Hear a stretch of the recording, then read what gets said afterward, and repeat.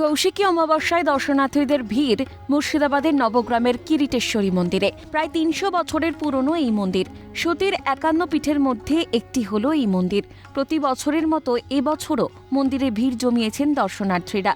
সারাদিন মন্দিরে পুজো চলে, রাতেও বিশেষ পুজোর আয়োজন করা হয়। প্রায় ৬ থেকে ৭ হাজার ভক্তদের ভোগ বিতরণ করা হয় এদিন। তবে চলতি বছরে ভক্তের সংখ্যা কিছুটা হলেও কম। কোনো মূর্তি বা অবয়ব ছাড়াই দেবী কিরিটেশ্বরী এই মন্দিরে পূজিত হন। একটি লাল শিলাকে দেবীর প্রতিরূপ হিসেবে পুজো করা হয়। মন্দিরের স্থাপত্যে রয়েছে হিন্দু, ইসলামীয় ও বৌদ্ধতন্ত্রের অপূর্ব এক মেলবন্ধন। মায়ের তো করটি পড়েছিল, করটি থেকে কিরিটি কথাটা এসছে, বুঝতে পারেন?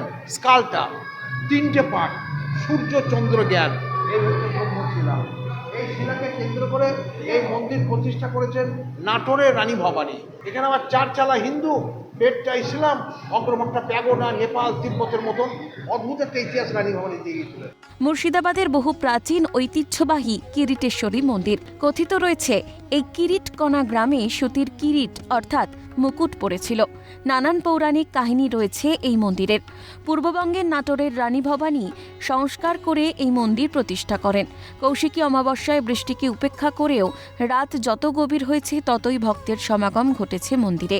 মন্দির চত্বরে মোতায়েন ছিল কেন্দ্রীয় বাহিনী। অপ্রীতিকর ঘটনা এড়াতে মুর্শিদাবাদ জেলা পুলিশের পক্ষ থেকে নেওয়া হয়েছিল বিশেষ উদ্যোগ। মুর্শিদাবাদ থেকে ভিক্টর বন্দ্যোপাধ্যায়ের রিপোর্ট, ক্যালকাটা নিউজ।